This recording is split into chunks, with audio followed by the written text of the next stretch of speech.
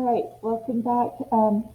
This is the homework. So these are the videos with just the examples to get you started on the homework. So hopefully you followed along with me for the last exploration activity, and we discovered there what we call the law signs. Now this is going to be very helpful. Law signs is helpful when we're working with a non-right triangle. So this triangle, I know it looks kind of like it's right, but it's not necessarily. They did not tell us that angle C is a right angle.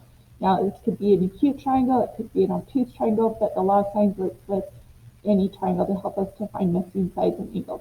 I guess I shouldn't say it works with any triangle. And we're going to talk about this a little bit more later, but it really works. If you're given two angles of a triangle, it will help you to find any of the sides. Okay, so if you know two angles, whether it's angle, side, angle, or angle, angle, side, you can use the law of signs to find the missing side. All right, so here's the law of signs. Those of you guys who followed along last time already know this. It is the sine of angle A over little a. Now notice again, I'm going to go back and do this before we finish giving you the law of signs. We called our angles right here A, B, and C. They're always going to be capital letters. When we talk about our angles, we name them with capital letters. So when we go across from that angle A, notice we go straight across to the side that's not touching angle A. We need to get little b right there. Sorry, little a. I'm ahead of myself. I'm trying to go into angle B right there. So big A across little a. Same thing with your B. Okay, big B, go straight across from that. There's your little b. Big C, go straight across. There's your little c. Okay, so that's how we label triangles. So that's crucial to do. But if you've got it labeled like that, then the sine of angle A over A is equal to the sine of angle B over little b, which is also equal to the sine of angle C over side C. All right, so that is the law of signs. Memorize that, know that. Now this is going to help us. We're going to do the next couple of examples in this video as well. But basically, you're going to have to label your triangle. That's going to be your first thing that you're going to do. Let's try blue. We're going to label our triangle A, B, and C. Now that's just generic. If you want to name it CDE or whatever you want to name it, that's fine. We're just going to stick with the ABC. When I take this A, I'm going to go across from it, call that side little a, go across from my B, call that my little b, and go across from my C and call that little c. Now, here's what I want you to note. They're only asking you for one measure.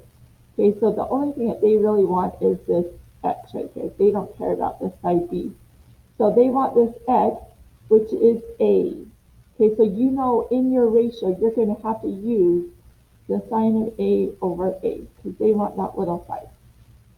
Now, you only want one missing term in your equation. So when we are trying to decide what you have to do, I'm going to come back here, you only are going to pick two of these. Okay, you don't use all three. You're not going to solve an equation with two equal signs. So you're just going to pick two of these right here. So when we come back to our equation, we had to pick A because that's what was missing. Now the other one you want to pick wants to have both an angle measure and a side measure. So notice, yes, we could find what angle B is because we know that all of our angles in a triangle add up to 180. So we could find that, but they didn't give us little b, so we can't use that. So B is out of the picture, but notice we've got an angle measure for C and a side measure for C. So we're going to use the sine of big C over little c. All right, and then all you do, here's the easy part, all you do is you plug stuff in.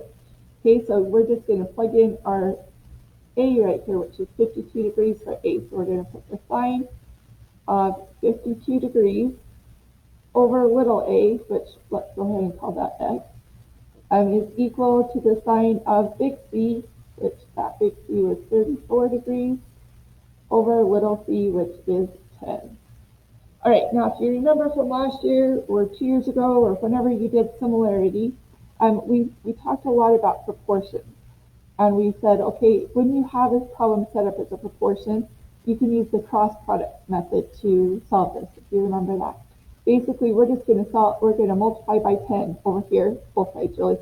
But it's going to be this 10 times the sine of 52 degrees is going to equal, and then we do top times bottom on this side, so x times the sine of 34 degrees. Okay, so that's what you do when you've got a proportion problem. basically, I'll tell you really quickly, you just multiply both sides by 10. I notice they cancel out over there, so that's where I got this 10 sine 52. Then you multiply both sides by x. They cancel out over there, so that's where we got our x sine of 34. Now, we're trying to solve just for x, so I'm going to divide by the sine of 34 degrees right there. So divide by the sine of 34 degrees. And so x here is equal to 10 times the sine of 52 degrees all over the sine of 34 degrees. And hopefully you all have just a little calculator. Phones will even do this, but it's so much easier on a calculator because you don't have to worry about which button to push which. But when I do this, I'm just going to type in 10. I'm going to type in times the sine of 52. I'm going to hit enter. So I kind of do this part first, and I have like a 7.88. And again, before I even write that down, I'm just going to do my divide. That's divided by, and then hit sine of 34. And you have a 14.09, which I'm going to round to the nearest 10 and write as 14.1. All right, so that's example number 1.